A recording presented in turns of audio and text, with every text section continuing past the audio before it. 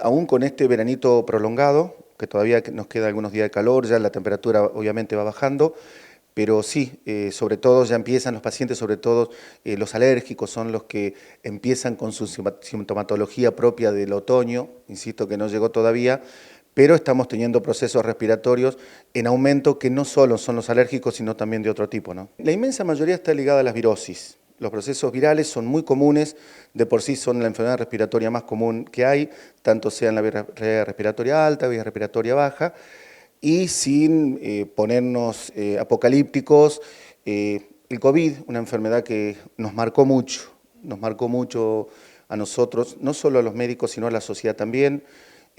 La sociedad ha quedado muy sensibilizada y ha quedado sensibilizada para los dos extremos.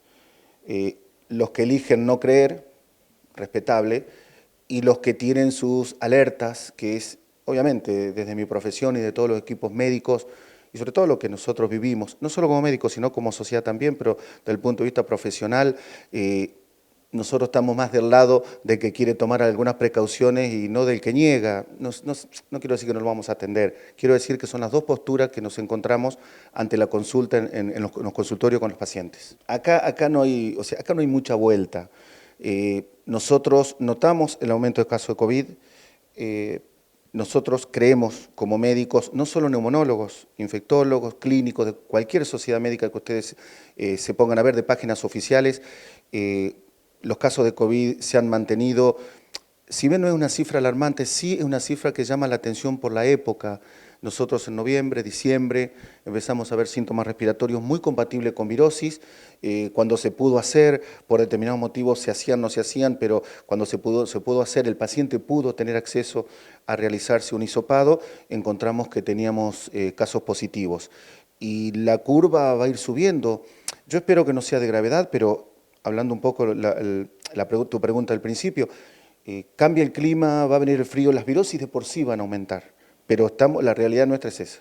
Sigue siendo una virosis más, pero con muchas características, sobre todo los pacientes, que los que nos están viendo, el tema del dolor muscular muy fuerte, dolor de garganta, mucho dolor de garganta, dolor de cabeza, sienten el cuerpo quebrado, pero te repito, y yo personalmente, y vuelvo a insistir, amparado en publicaciones científicas de sociedades médicas, no de empresas de laboratorio, no de gobiernos, empresas, o sea, las empresas yo las entiendo, podemos discutirlo con alguien que niega el evento de la vacuna, que dice que no, que sigue pensando que nunca hubo COVID.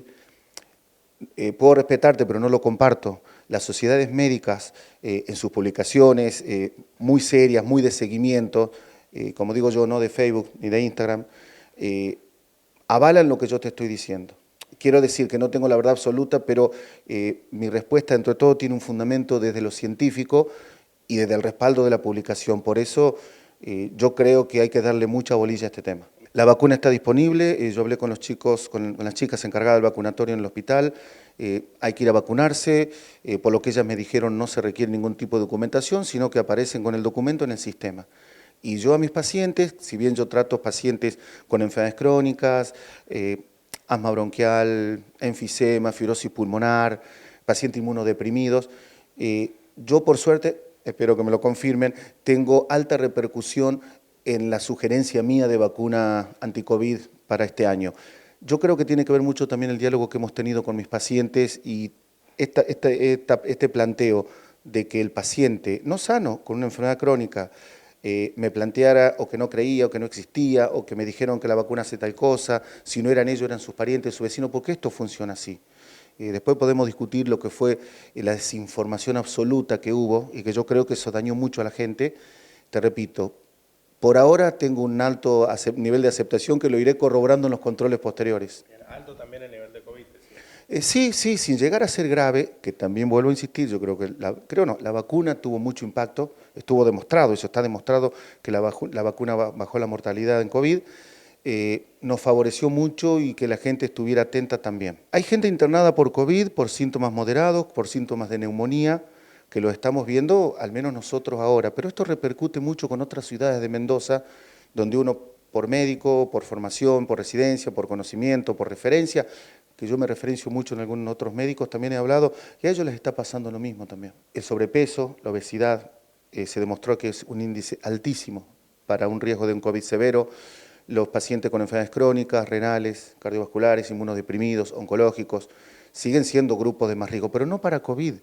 Para cualquier enfermedad, al menos en especialidad de enfermedad respiratoria, aumenta el riesgo de tener complicaciones. Bien, con el tema del hisopado no hay más ambulatorio, ¿no? Digo, por eso no hay una cifra y no se puede hablar de brote. En general sí, o sea, hoy, hasta donde yo sé, creo que en las partes privadas, si uno llegar a abonar el hisopado, se lo están haciendo, pero en la parte pública tal vez cambie, tal vez no, depende mucho de los insumos, de tener de la disponibilidad a nivel nacional de los insumos para hisopar.